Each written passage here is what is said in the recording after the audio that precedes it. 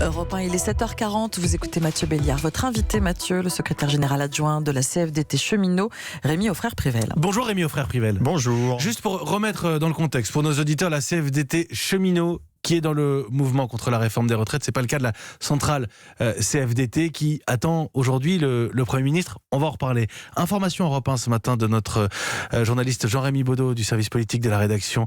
La réforme des retraites pourrait entrer en vigueur pour les générations nées à partir de 75, 1985 pour les régimes spéciaux. Oui, demi-mesure, demi-raisonnable, parce que comment va-t-on expliquer à des personnels statutaires de la SNCF qui cotisent depuis 15 ans dans le régime spécial qu'ils n'y auront pas droit ? Vous défendez la clause du grand-père. Bien entendu. L'idée que la réforme s'applique pour les nouveaux contrats. Bien sûr, et c'est d'ailleurs le gouvernement qui a fait voter la loi en juin 2018, donc l'année dernière, de la fin du régime spécial, d'une certaine façon, l'arrêt du recrutement au statut au 1er janvier prochain. Pour les cheminots. Pour les cheminots. Pour les cheminots en l'occurrence. Et donc vous dites, même si ça doit reporter la réforme de 40 ans, c'est ce qu'il faut faire.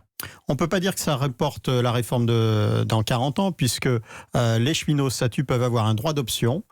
Et si la réforme systémique est positive et donne une visibilité, certains cheminots au statut devraient pouvoir avoir le droit d'opter pour le futur régime. Dans 4h18 maintenant, le Premier ministre va s'exprimer au Conseil environnemental, social et j'ai perdu un mot, le CESE, le Conseil économique, social et environnemental. Vous attendez quoi du discours d'Édouard Philippe ? Enfin, on va essayer de savoir et de comprendre et d'entendre ce qu'il entend par une réforme juste, ce qu'il a indiqué par un petit tweeto hier. Il a dit qu'il ne donnerait pas d'informations ou de nouvelles magiques. On n'attend pas de la magie, puisque c'est un mauvais spectacle qui semble se dérouler depuis une semaine avec le conflit social qui s'est engagé. Donc on attend qu'il nous confirme, ou surtout qu'il nous donne de nouvelles informations que nous n'avons pas et que nous attendons depuis des semaines, depuis au moins 3 semaines d'ailleurs. Alors c'est là que je vais rejouer la question des syndicats. Vous représentez ici la CFDT Cheminots.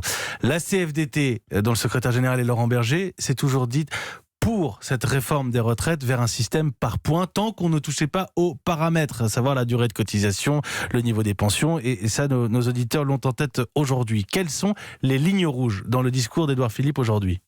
Alors les lignes rouges, ça serait déjà le respect du contrat social signé par les cheminots du statut de la SNCF, à savoir la fameuse clause du grand-père. La deuxième ligne, ça serait de porter une vraie réforme systémique. Attendez, juste, j'y reviens sur la réforme. Mais quand vous dites la clause du grand-père, vous parliez de demi-mesure si on parle de 85. Ça ne vous va pas ? Là, vous restez dans le mouvement et la grève continue ? Nous ne pourrons pas expliquer aux cheminots qui ne seront pas concernés ou qui seront concernés, qui pourraient être victimes d'une certaine façon de cette information, qu'ils ont cotisé 15 ans finalement pour rien au régime spécial. Allez leur expliquer, nous allons demander au Premier ministre comment lui, il va leur expliquer. Donc, clause du grand-père ou rien ? Clause du grand-père, c'est une solution facile, c'est une solution surtout explicable. Nous sortirons ainsi de la confusion. Peut-être plus difficile politiquement. Effectivement, nous sommes dans la communication politique, alors que si le gouvernement veut une vraie réforme systémique, il doit être beaucoup plus clair et beaucoup plus net. Mais si on attend, parce qu'en fait, si on attend 40 ans, la clause du grand-père, il faut bien comprendre que c'est 8 mandats à l'Élysée, concrètement. L'opposition, de droite comme de gauche, dira c'est une non-réforme. Écoutez, il y a 3 semaines, le président de la République a reconnu que la clause du grand-père, c'était quelque chose de logique. Il a, semble-t-il, changé d'avis depuis. Depuis, les policiers auront un traitement particulier. Les enseignants, on se dirige effectivement sur un traitement particulier, car ils le méritent vu leur métier. Donc, on sait très bien que le régime, la réforme systémique, c'est pas le régime uniforme. L'universalité, c'est pas tout le monde pareil. C'était une des conditions du soutien de la CFDT à cette réforme des retraites. L'idée qu'on se serve de cette réforme des retraites, en allant vers un système par points, on puisse résorber certaines inégalités, les carrières hachées, la pénibilité, les femmes qui ont des niveaux de pension inférieurs. C'est exactement ça, c'est ce que porte la CFDT cheminot, avec sa confédération CFDT, il n'y a strictement aucune différence. Nous voulons une réforme juste, et lorsque le Premier ministre parle de réforme juste, nous voulons savoir qu'est-ce qu'il entend par réforme juste et qu'il le précise aujourd'hui à midi au CESE.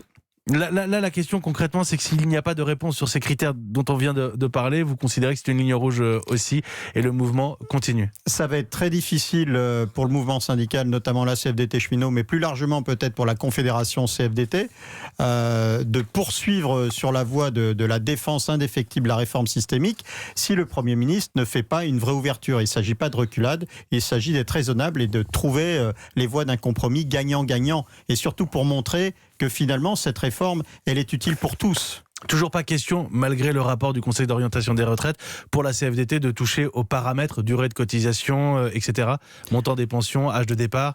Non, une réforme paramétrique serait assez scandaleuse et négative.